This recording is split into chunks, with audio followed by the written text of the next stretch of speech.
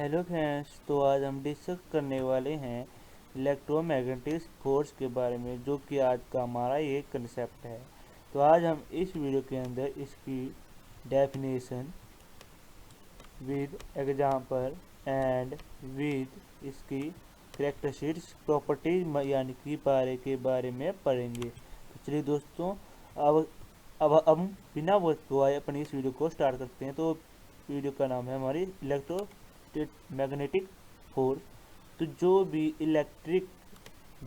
Component या जो भी, जैसे कि हमारा एलईडी हो गया, कंप्यूटर्स हो गए एंड मोबाइल फ़ोन हो गए, तो ये इनके अंदर जो फोर्स यूज होती है, जो फोर्स होती है, उसे हम इलेक्ट्रोमैग्नेटिक फोर्स बोलते हैं।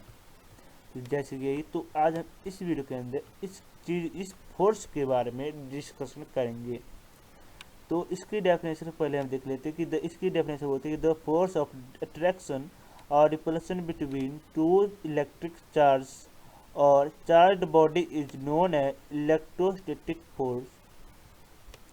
कि द फोर्स ऑफ अट्रैक्शन और रिपल्सन, कि जो दो चार्जों के बीच फोर्स अट्रैक्शन और रिपल्सन होती है, तो वो जो चार्ज बॉडी होती है वो कहलाती है इलेक्ट्रोस्टैटिक फोर्स। यहाँ पे बताया हुआ है इलेक्ट्रोस्टैटिक फोर्स। जो ये क्या है, तो ये हमारा क्या है, इलेक्ट्रोस्टैटिक फोर्स। ये जो मेन हेडिंग है ये भी हमें इलेक्ट्रोस्टैटिक फोर्स, ये जो कला है इसका। तो अब हम आगे देख लेते हैं कि ये आगे क्या बोलते हैं। Electrostatic force is the interaction between charge at rest. जब चार्ज रेस्ट में होते हैं तब ये फोर्स इंटरेक्शन करती है। तो हम अब इसे न्यूमेरिकली समझ लेते हैं कि इसका फॉर्मूला कैसे बनता है, ये कैसे इसकी जो इन्वेंशन की थी उसकी फॉर्मूला निकला हुआ था। तो यहाँ पे देख लेते हैं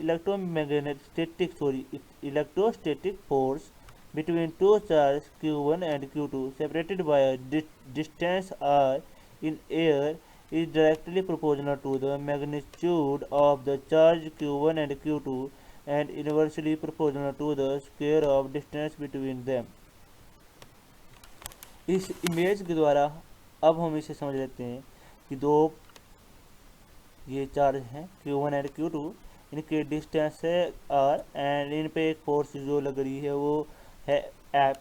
तो अब हम लिख लेते हैं कि जैसे कि यहाँ पे बताया हुआ कि F is directly proportional to Q1 and Q2। ये थोड़ा सा ग्रेविटेशनल फोर्स की तरह है। And F is directly proportional to 1/r का स्क्वायर। तो जब हम इन दोनों को कंबाइन करेंगे तब हमारे पास आ जाएगा, जब इन दोनों को कंबाइन करेंगे तो अब हमारे पास आ जाएगा F is directly proportional to Q1 Q2 upon r का स्क्वायर। तो अब हम प्रोपोर्शनल टू को हटा देते हैं। तो अब हम कांस्टेंट एक लिख देंगे, उसका हम बोलेंगे 1/4 एप्सिलॉन नॉट। ये हमारा कांस्टेंट है Q1 and Q2 upon r का स्क्वायर। तो यहाँ पे 1/4 एप्सिलॉन नॉट की भी एक वैल्यू है, जो कि अब हम डिस्कस करने वाले हैं कि इस 1/4 एप्सिलॉन नॉट की वैल्यू है, ये क्या होती है, इसके बारे में हम देख लेते हैं, फिर इसे समझ लेंगे कि 1/4 एप्सिलॉन नॉट की वैल्यू इधर लिख देता हूँ मैं, कि होती है 9 × 10⁹ न्यूटन मीटर स्क्वायर कूलम -2। एक कांस्टेंट वैल्यू होती है। तो अब हम इसकी कैरेक्टरिस्टिक्स देख लेते हैं कि क्या इसकी कैरेक्टरिस्टिक्स होती हैं, कि ये अट्रैक्टिव और रिपल्सिव दोनों होती हैं। यदि दो अलग अलग चार्ज, पॉजिटिव चार्ज और एक नेगेटिव चार्ज अट्रैक्ट करेगा तो वो एक अट्रैक्शन करेंगे एक दूसरे को, और यदि सेम चार्ज पॉजिटिव या नेगेटिव एक दूसरे को अट्रैक्शन करेंगे तो वो रिपेल होंगे। और साथ ही साथ एक लॉन्ग रेंज फोर्स होती है, जैसे कि हमारी ग्रेविटेशनल फोर्स होती है, वैसे ही एक लॉन्ग रेंज फोर्स होती है, और साथ ही साथ एक सेंट्रल फोर्स होती है, और ये इन्वर्स के लॉ को भी ओबे करती है।